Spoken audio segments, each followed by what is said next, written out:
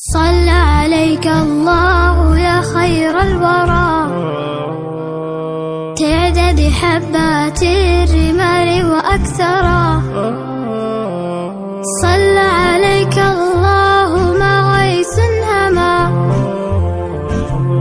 فوق السهول وبالجبال وبالقرى.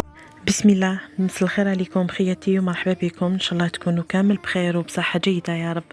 قبل ما نبداو هذا الفيديو نصلوا ونسلموا على نبينا محمد عليه افضل صلاة وازكى تسليم. قبل ما نبداو فيديو تاعنا تاع نهار اليوم حبيت نطلب منكم اللي ما اشتركش في القناة يشترك في القناة ويفعل الجرس باش يوصلوا جديد القناة. نقول لكم بارطاجيو الفيديو مع الاحباب والاصدقاء باش تعمل فائدة. نبداو على بركة الله. كما راكم تشوفوا جبت لكم وصفة تاع خبز تونس، وصفة بزاف بنينة، وصفة اللي توالم في سهرات شهر رمضان ان شاء الله وفي هذه الايام المباركة تاع راجب وشعبان.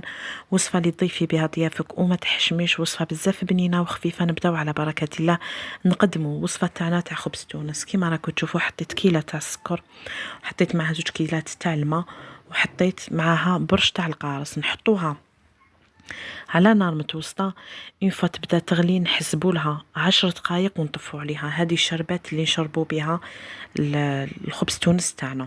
من جهه واحده اخرى عندنا مقادير الوصفه تاعنا. كما راكم تشوفوا عندي كيلة تاع ليدام اللي كنت خلطت مارغرين وشويه تاع سمن وكملتها بشويه تاع الزيت، وهذا شيء اختياري، تحبوا سمن وشويه تاع زيت ولا مارغرين ولا زبده وشويه تاع الزيت. عندي كيلة تاع البيض، كيلة تاع خبز يابس محمص ومرحي. عندي كيلة تاع مكسرات وشيء اختياري، سينو تقدروا ديروا كاوكاو محمص ومرحي. نص كيلة تاع السكر عادي، وعندي قرصة تاع الملح، شوية تاع لافاني، ونص ساشي تاع خميرة تاع الحلوى. نبداو على بركة الله. كيما شفتوني في الغيسيبيون تاعي حطيت الكيلة تاع البيض تاعي مع نص كيلة تاع سكر عادي، وحطيت معها قرصة تاع الملح ومغرفة تاع القهوة، حتى 2 مغارف تاع القهوة لافاني. نبدا نحرك حتى يذوب السكر. انا كنت حطيت كميه مليحه تاع الزبده، قسم مغرفه كبيره تاع السمن، ذوبتهم حتى كي دابوا خليتهم بردوا. كملت بشويه تاع الزيت، معناتها كيلة كومبلي تاع ليدام اللي كنت خلطت فيه زبده وسمن وشويه تاع الزيت. نزيد نحط ليدام تاعي ونحرك كامل.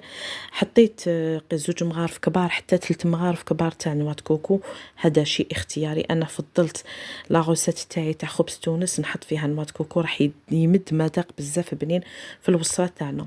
عندي كيلة تاع خبز اللي كنت حمصته، يبسته حمصته في الفوغ ورحيته رطب، حطيتها مع السكر والبيض وليدام وشويه تاع نواه كوكو. نحرك مليح. نزيد نحط كيلة تاع مكسرات يكونوا مخلطين محمصين ومرحيين، ولا تحبوا ديروا كاوكاو برك.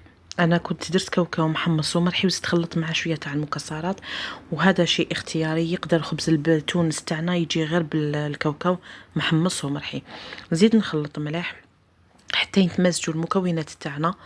الفوغ تاعي كنت شعلته على 180 درجه.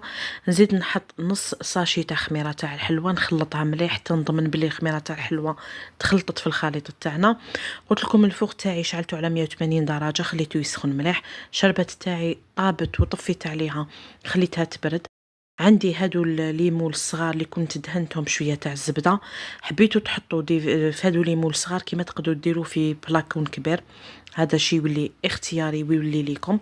هنا كنت نعمر بالمغرفه تاعي، عمرت يعني تقريبا فوق النص، شويه فوق النص عمرته باش نعطوا لها ليسباس قسمه تنفخ وتطلع لنا مليح وتجينا شابه، الشكل تاعها يجي شباب. حاب يقول ما تعمروهاش كامل للفوق، عمروا فوق النص بشويه برك. هنايا بعد ما عمرت ليمول تاعي كامل، كي نكمل نعمرهم ندخلهم الفوغ تاعي، نخليهم يطيبوا. بعد ما يطيبوا وهما سخونين الشربات تاعنا بارده، مباشره نشربوهم بالشربات تاعنا اللي كنا خدمناها. وشتو الطريقه تاع يعني تاع التحضير تاعها كيفاش كانت.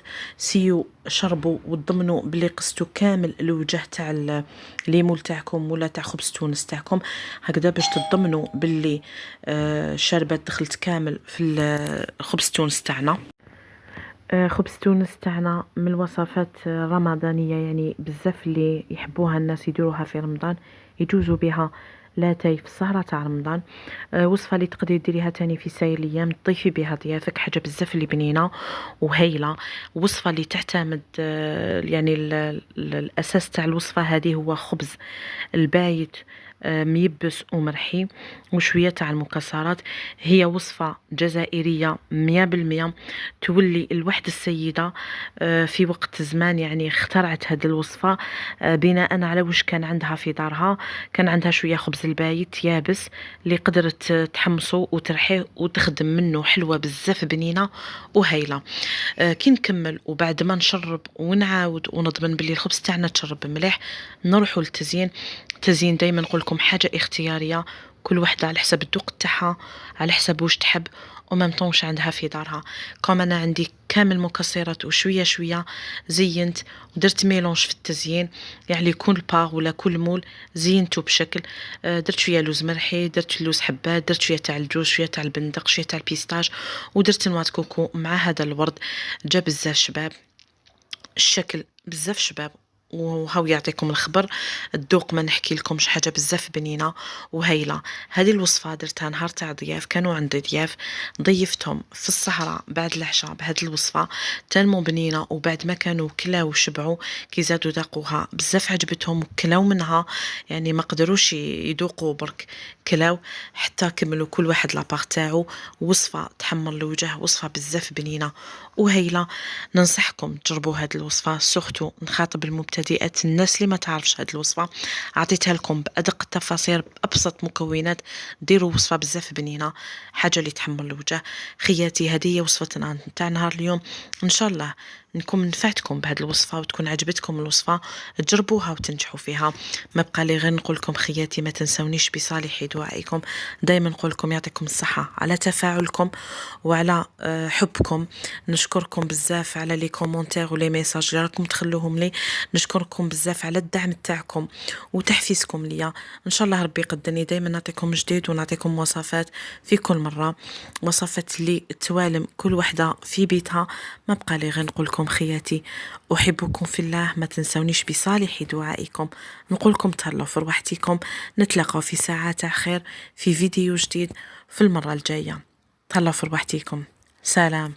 صلى عليك الله يا خير الورى، تعدد حبات الرمال وأكثرا. صلى عليك الله مع غيث هما، فوق السهول وبالجبال وبالقرى. يا خير مبعوث بخير رسالة